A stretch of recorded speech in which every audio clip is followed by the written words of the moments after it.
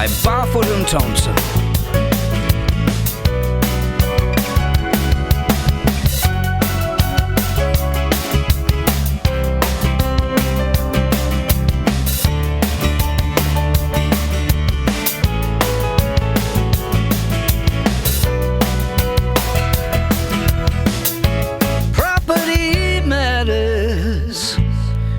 Welcome along to another Monday of Property Matters, and if you're tuning in live here on Planet FM, I hope you're surviving the school holidays, or perhaps you've downloaded one of our podcasts from all your favourite podcast sites. Whatever it is, thanks for tuning in. I'm Stephen Dello, and this week we're doing things a little bit different. We're having a bit of a best bits look back because we're on a bit of a break. So we're going back to the start of Season 8 and sharing some of our favourite parts from our first 4 episodes.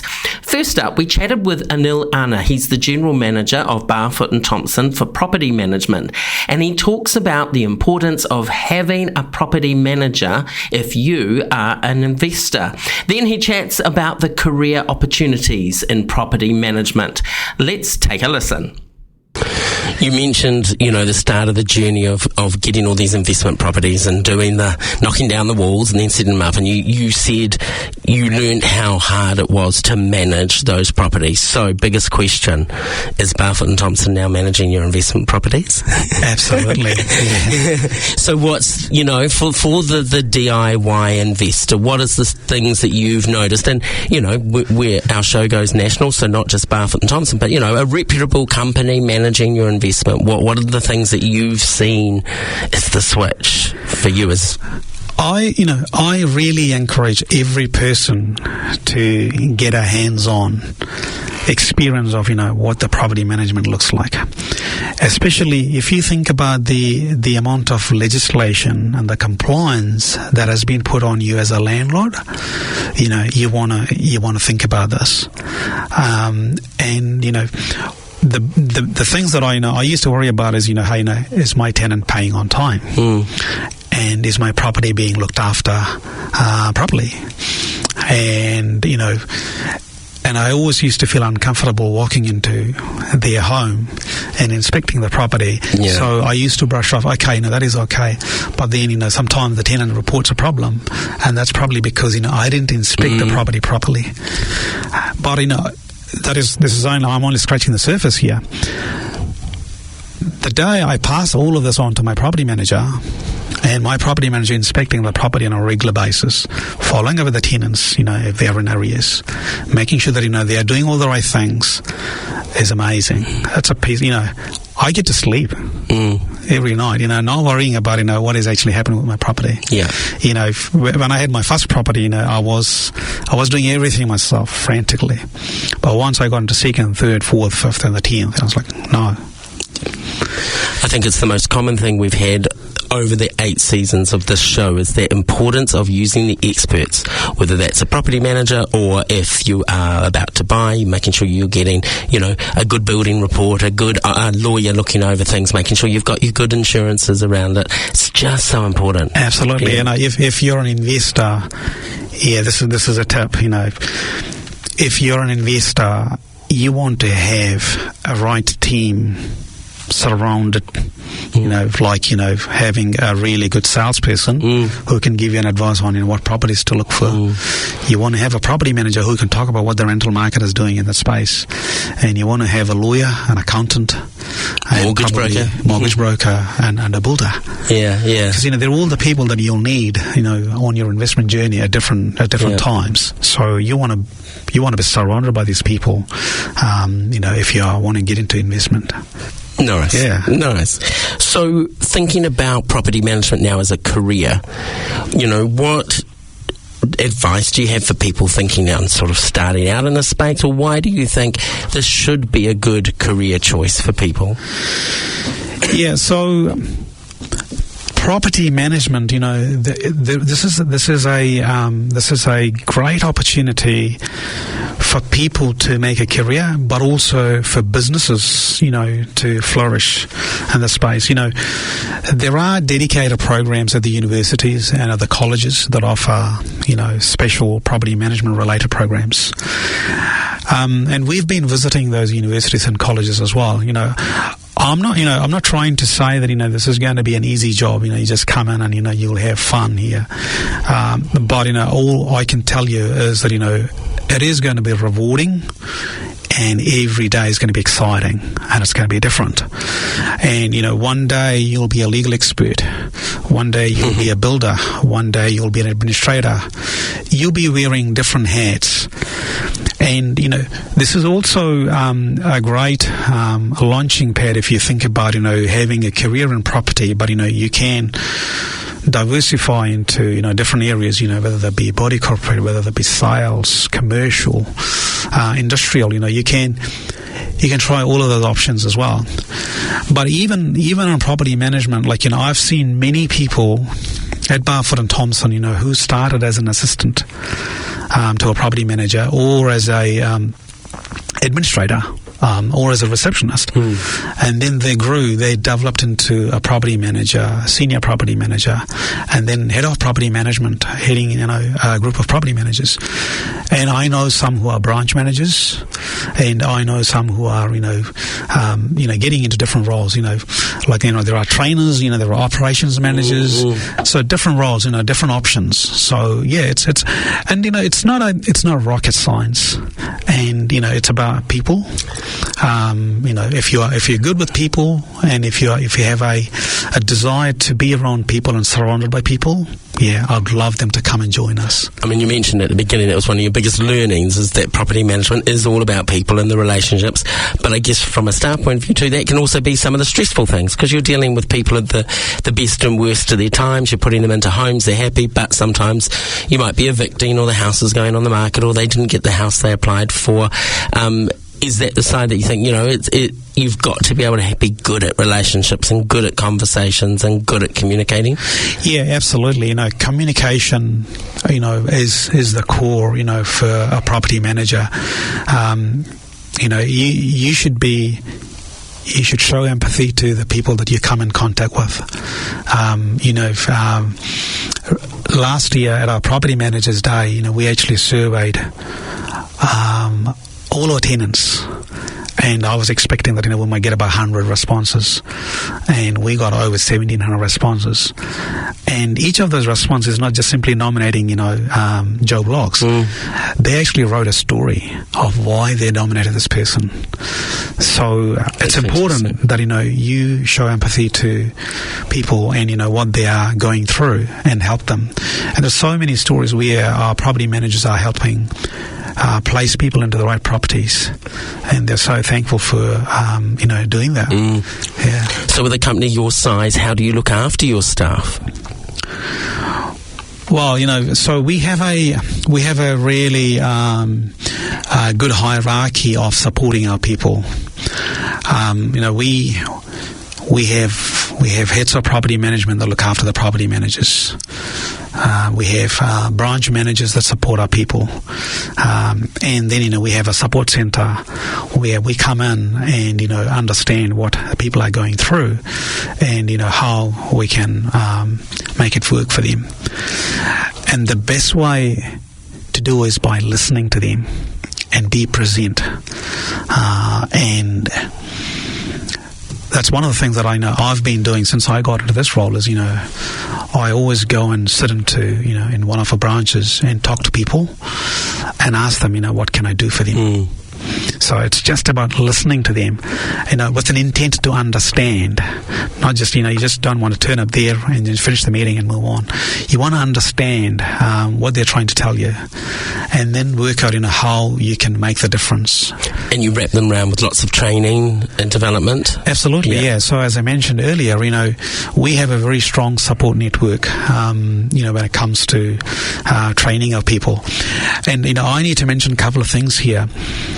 We are actually, I think we are the only property management company in New Zealand that offer on-the-job training for our people, where they go through a 6-month journey of learning about property management and learning it the best way and putting it into action.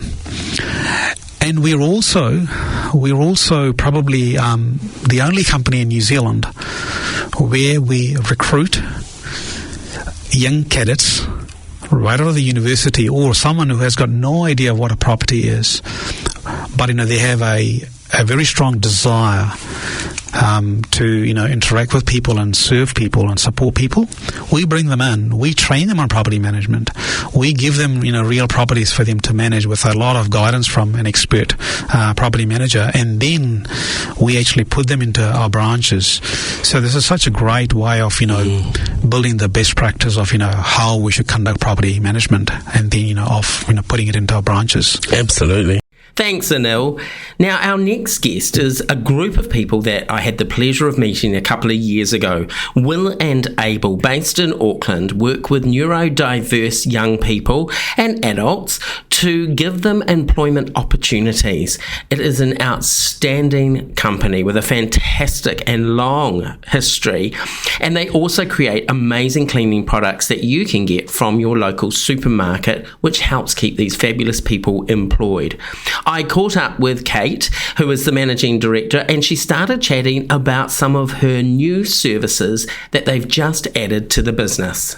So going back to your cleaning products, which are available in supermarkets and online, and I'm a great fan. My daughter's got your starter packs as Christmas presents because it's like your flatting. So if you've got people flatting, it's such a cool present.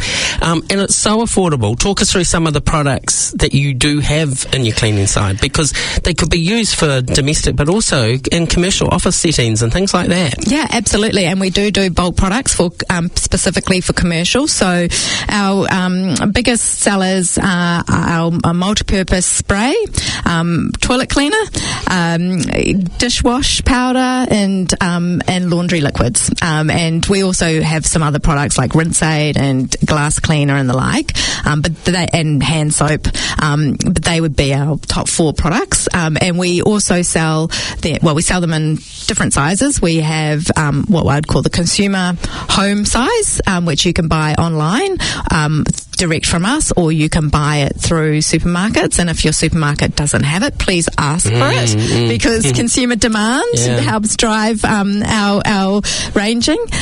Or, as you mentioned, if you are a business, we do sell 5 litre and 20 litre size products, or if you're just very sustainability minded and want to buy bulk instead of buying lots of small packaging, then you can. We also though offer a closed loop system, so that if you buy a product from us, and when the product is empty, you can return the packaging to us and we will wash it and reuse it. Yeah, so I was going to talk about that. You've got a strong focus on sustainability, both in the product itself and the packaging. Why is this important to your Will and Able brand? Well, I think sustainability is just inherent in our values. I think it goes hand in hand with looking after people is looking after planet, and you can't really separate the two. So for us, it helps us, it reflects our values, and it helps us create meaningful work for our team as well, because if we offer something like a closed loop program for our packaging, it actually creates work for our team in terms of doing the washing and refilling of the products. Brilliant. Now, I said at the start of the show that I literally have the faces of your team in my house, so we probably need to explain that because it did sound a bit stalkerish. So your products have the most amazing labels. Yes. They feature our people. Yeah, I love it. It's very unique. You wouldn't see that on any other product, I don't think, in the supermarket. You don't see any other social impact brands in the supermarket anyway. But one of the things that I love about the people on our packaging is how it makes it so relatable to others out there. So one of the things that I did when I started as CEO is we did a survey out to our database of 22,000 people and asked them, what does the Will and Able brand mean to you? And I got a huge number of responses, and one of the responses I got was from a grandmother who said that when she took her 6-year-old Down syndrome grandson shopping with her, and he saw the bottle with Izzy, one of our team members, on the packaging, and she's got Down syndrome, he would pick it up and hug it. And I know I know. I was, there's a bit of tears going on here in the studio. Honestly, I spend the weekend reading all these stories from the people that buy our products, and I did have tears, streaming down my cheeks, because there were so many stories like that. But it's also, for me as a consumer, and clever in this sense, business-wise, is when I'm coming to the end of the product, I feel like I need to honour them and purchase it again. It's a great product, it works well, but also it feels personal. And I'd actually feel really bad now buying another brand. But that's great, because they've put themselves out there. They've given you permission, obviously, to have their faces on the products. Yeah. And I love that. It feels like a real personal connection. It's also a great conversation piece when you have visitors over, because they always ask, because they can see the toilet cleaner beside the toilet, they see the hand soap. They go, what does this will enable? And it's a great story to share. Yeah, it is. And I think you're absolutely right. It's kind of like this whole concept of micro gifting, and I don't know if you've heard about that in terms of how brands are now looking, or social enterprises are now looking to create revenue or funds to do something, and that's that micro gifting concept, where instead of being asked to donate a big amount of money to a charity, instead you can buy something and a small portion of that purchase goes to the charity, so that you're getting something that's useful for you, like your multi-purpose spray, which you'd buy anyway, but a small portion of it is going to be going to do something good. And so for us, it's twofold, because not only does a little bit of that revenue go to fund our operations, but more importantly, it's also giving somebody a job. So all our business leaders listening to our show need to think about their own office supplies, gifts. I know that you've got a good relationship with Barfoot & Thompson, and many of their property managers use your starter packs as tenant gifts. Yeah. Have you done the numbers on sort of how many products you need to keep selling to grow how many staff you can bring on board? We haven't done it specifically with respect to the product range. We've, we'd love to be a $10 million product, $30 million, take on EcoStore or one of those big guys. So I guess for us, it's just really important for you, anybody listening, to go out, please, and buy our products. Buy them online on willenable.co.nz or in the supermarkets. And if your supermarkets don't have them, like I say, ask for them, because it does create work, and that is the most important thing. And I think, that's the most important thing. But the other important thing for me is the way that the products and the pictures of our people on the products start normalising people with disabilities in every environment. And that's what's really important for us as a society, is to make sure that everyone is valued and feels valued, no matter what their ability is. Yeah, absolutely. So you mentioned before you've recently started a new cleaning arm, so physical cleaning, not just the products, to your business, and you're going out and doing end of tenancy cleans or business workplace cleaning. Yes. Talk us through that one. Well, it is super exciting, because about almost 18 months ago when I started, I got together with the team when I was just new, and I said, what can we be doing to grow the business, and how can we look at the Will Enable brand and look at what we can extend it into. And so, obviously a very logical extension is anything to do with cleaning, because we've built the Will Enable brand up as a cleaning brand. And so we started talking about how we could do different types of cleaning services, and we threw around the idea of, car cleaning. There's a very successful business in the States, which was started by a father of an autistic child, who set up now 3 or 4 car cleaning businesses which only hire autistic people. And then obviously there's cleaning of premises, and that's also something that a lot of businesses like ours, or organisations like ours around the world, actually offer, but nobody in New Zealand offers it. So no organisation like ours, that just employs people with neurodivergency, offers it. So we were talking about how do we achieve that, and then we got this amazing call from Barfoot & Thompson, who said, why can't we do something together. And they offered us the opportunity to work with them on exit cleans and potentially office cleans. And that's perfect for our guys because it's a new service for us, so we're learning.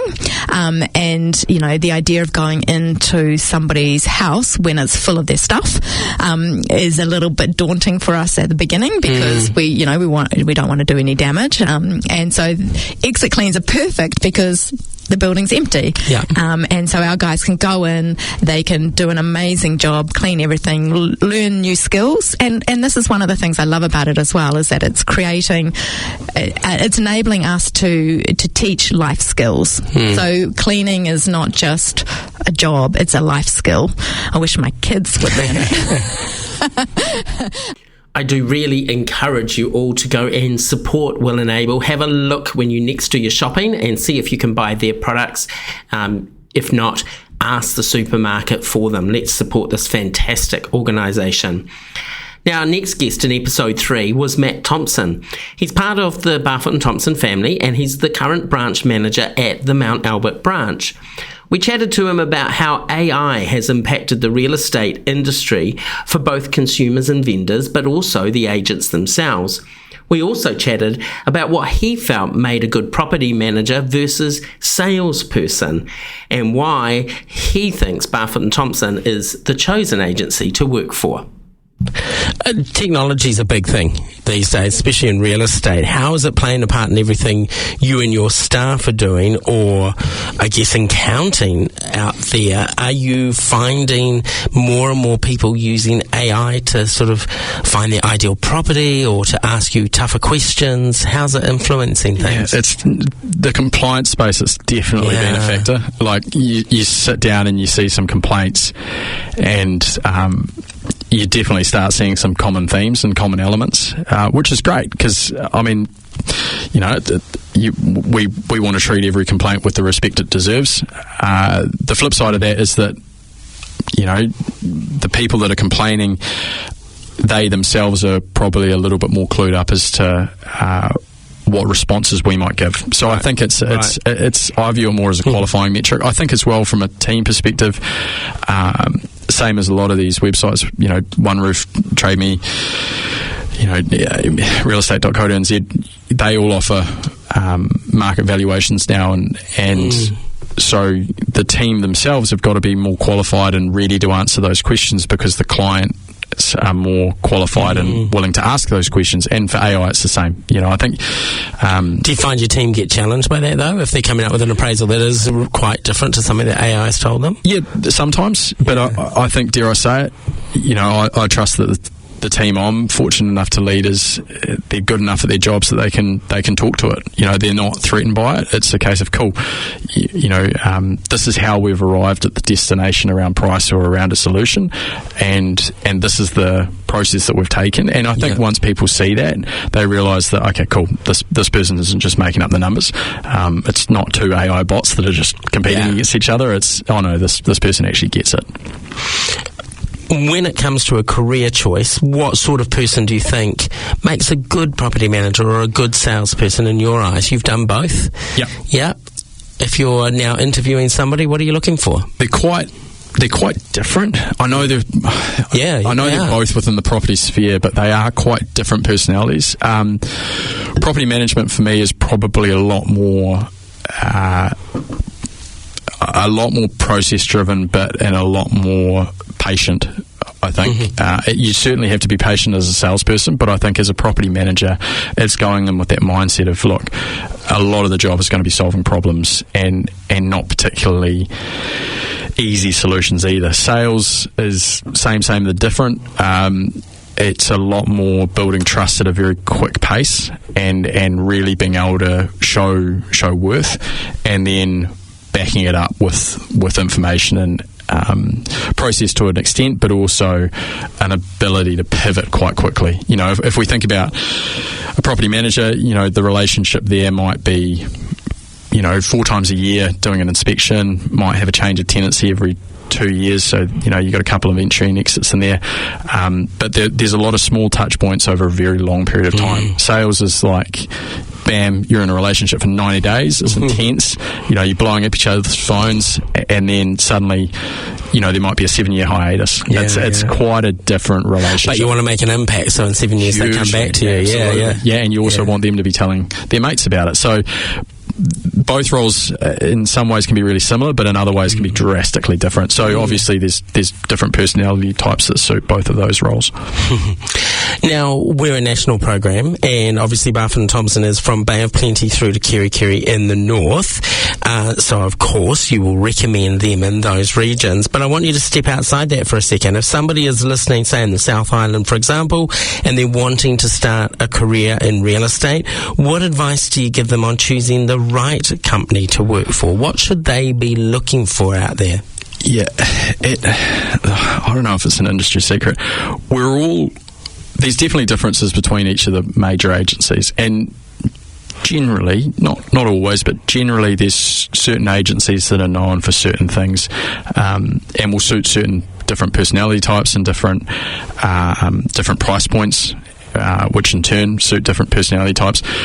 The best advice I can give is, especially if you're starting out, and I really can't stress this enough, is the branch manager. Like that's the difference. Yeah. Like the branch manager, and I've been really fortunate that the branch manager that I had, both when I started property management and then also when I started sales, understood that it's such an emotional roller coaster. Like a lot of people talk about the cash flow roller coaster of, it could be 6 months before you get your first sale, and then, you might come across a real windfall, and then it could be feast or famine. But I think what people don't talk about enough is the emotional drain it takes.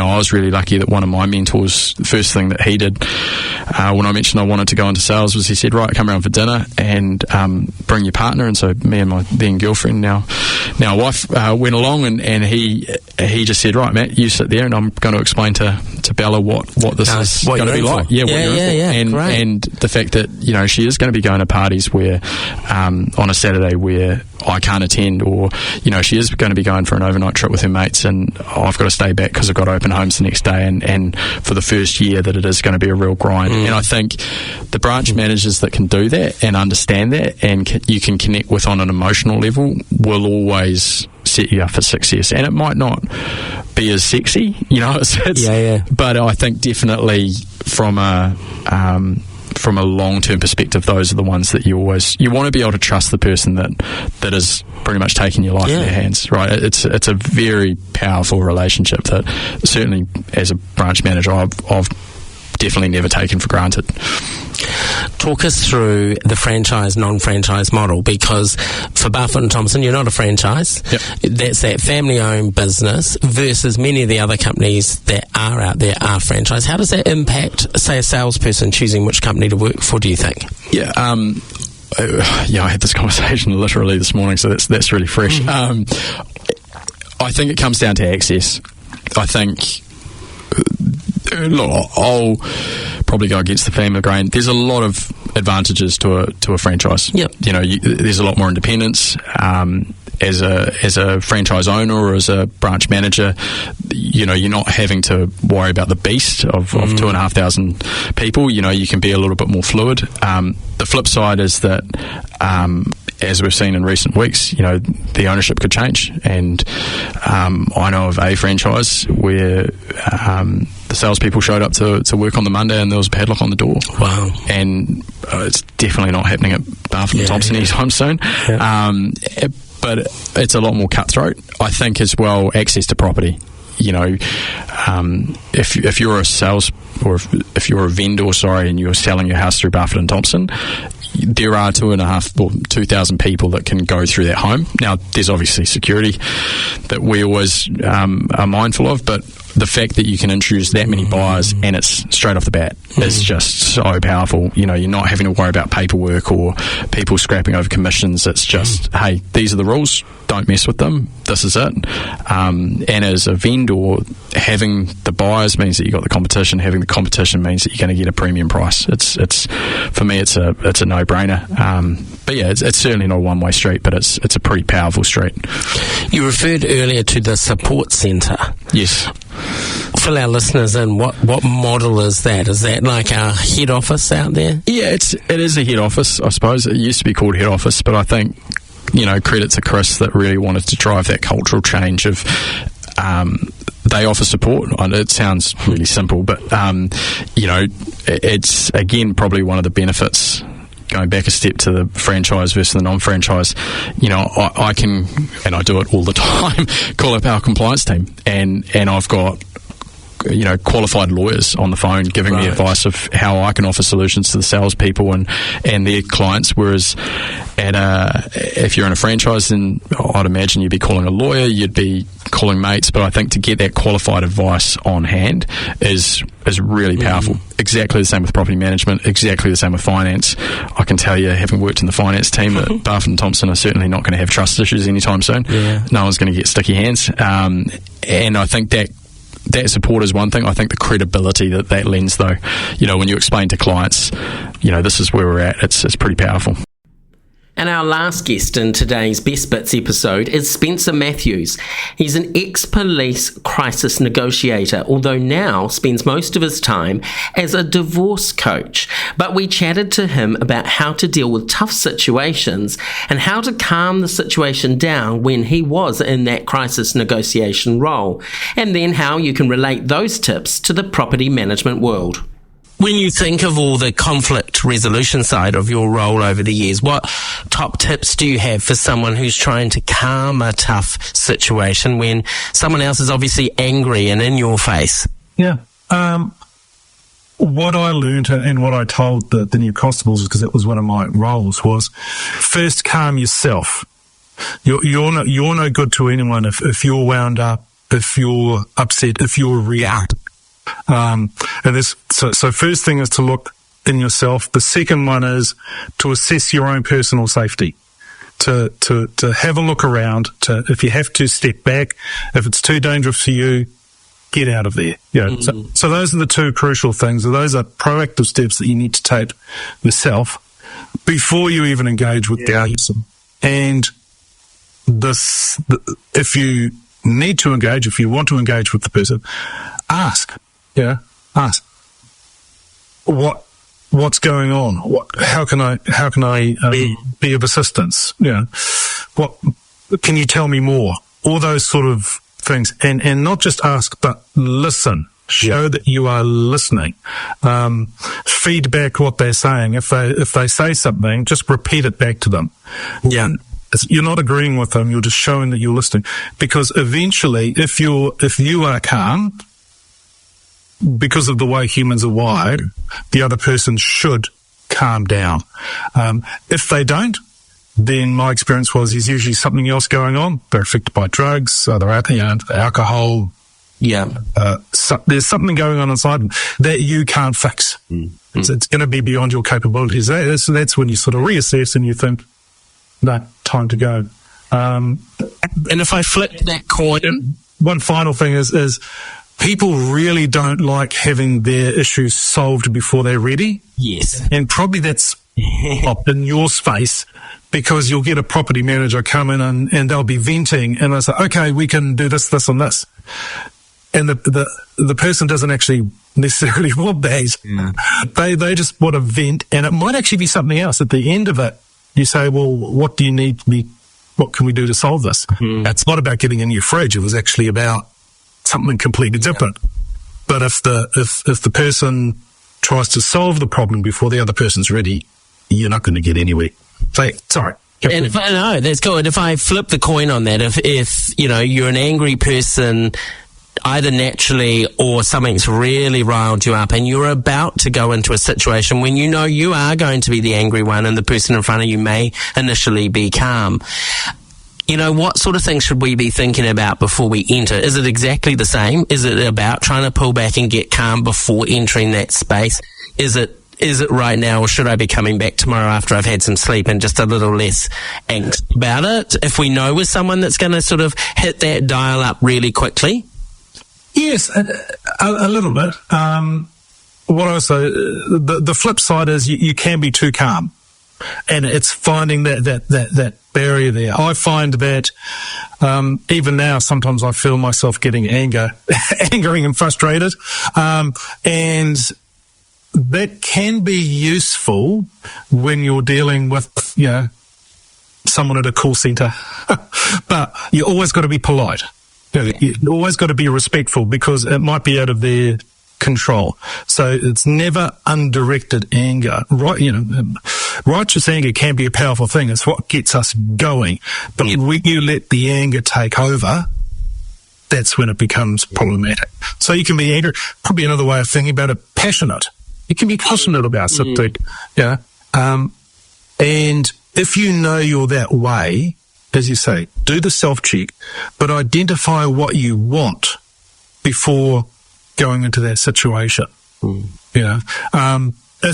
you are, if you're going in and you do want to be a little bit direct, I was working one of my other roles yesterday and was rather direct with someone.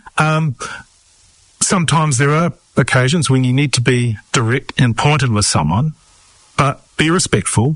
Yeah.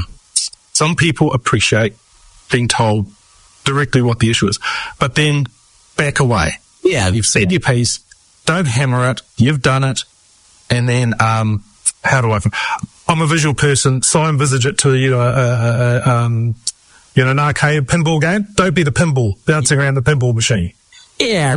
Focused. And I think respecting that sometimes your complaint is not actually against the person. It might be something that's happened within their job, etc. So acknowledging that I respect that you have a job to do. This is not personal, but hear me out. These are my issues and my concerns. I love someone that can separate that. I mean, I've watched in property management, I've seen some people leave a major tribunal situation where we've evicted somebody, and I've watched that person evicted hug the property manager at the end and say thank you. And that's because the property manager treated them with total respect and dignity and went, this is not me personally, but unfortunately your circumstances have meant that you can no longer be in this house. And that's what this discussion's about. And I love seeing those moments. Look, you mentioned your travel at the beginning and your love of the ocean. And in fact, commercially qualified skipper. Do you find the sea a calming place that's helped you deal with tough elements of your job? Yes, I do. Yeah, it's great to get out. And what I love about sailing and being on the water is just the simplicity. You when you're moving, it's just you on the boat. You're going hopefully to a destination, but even when I was crossing the ocean, you're just moving, and your world shrinks down. And I've been reflecting on that a little bit over the past little while. And also on my pilgrimage, on my walking pilgrimage, the one I did in Japan by myself, and then the one I did last year in Spain with my partner, the wonderful Deb.